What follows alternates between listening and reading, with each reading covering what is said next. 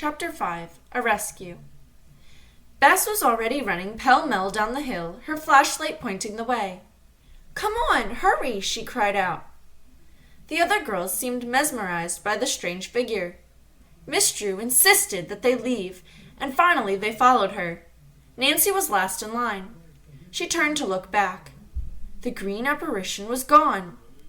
Nancy was puzzled. How had the man accomplished such an instantaneous exit? She asked herself.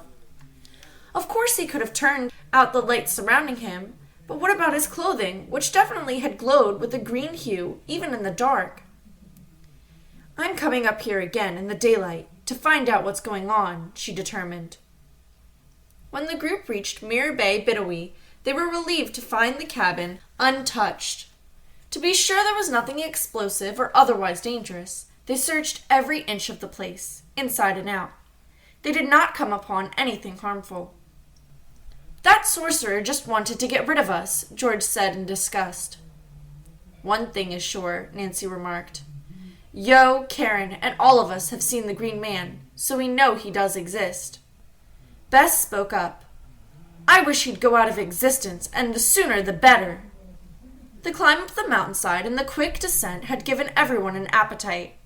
They enjoyed a late evening snack of cheese and fruit, then went to bed. Nancy was first to awaken the next morning. It was still early, but instantly she thought of the figure that might be gliding across the water. Maybe I could see her more clearly this time, she thought, and hurried out to the porch. The mist was not so heavy as the previous day, and she could plainly see a woman with graying hair and wearing white slacks and sweater moving across the water.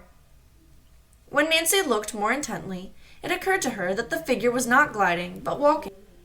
The stranger kept going out deeper and deeper until the water reached her knees. How far is she going? Nancy wondered. As the young detective continued to gaze, the woman suddenly lost her balance. She went down under the water. Nancy waited for her to reappear, but there was no sign of her. Something has happened, Nancy decided. She raced from the porch across the strip of beach and through the shallow water. Still the woman had not reappeared. The impact must have knocked her out, Nancy thought worriedly. In a frantic lunge, she shallow dived at the spot where the woman had gone down. She could see her thrashing with her arms, but unable to rise. Nancy rushed toward her and now realized that the woman was wearing knee stilts. One of them had caught between two rocks. Nancy yanked at the stilt and pulled it loose. To her horror, the woman had stopped struggling. She was drowning. I must do something quick, Nancy thought, realizing that soon she would have to go to the surface for air herself. Nancy attempted to guide the victim to the surface, but the load seemed too great. She knew she could not hold out much longer. At that moment, George appeared. She had come to the porch just in time to see Nancy go underwater, but failed to reappear quickly. Together, the two girls brought the woman to the surface. They towed her to the beach, and Nancy began giving her mouth-to-mouth resuscitation. By this time, Bess and Aunt Eloise had come outside and hurried to them. There were anxious moments as the girls took turns giving the victim artificial respiration. Aunt Eloise had gone for a blanket to cover her. The stilts were unbuckled from just below the woman's knees. No one had spoken. But when the stranger suddenly took a deep, natural breath, they all sighed in relief. Thank goodness, said Bess. The first aid treatment was continued until the victim was breathing normally again. Her eyelids fluttered open, but instantly closed. Aunt Eloise said, Let's carry her up to the cot on the porch. This was done very gently and carefully.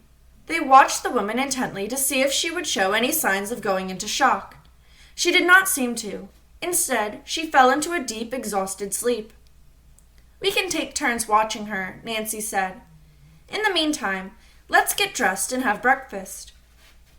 The woman slept peacefully, and Miss Drew thought it was not necessary to call a doctor.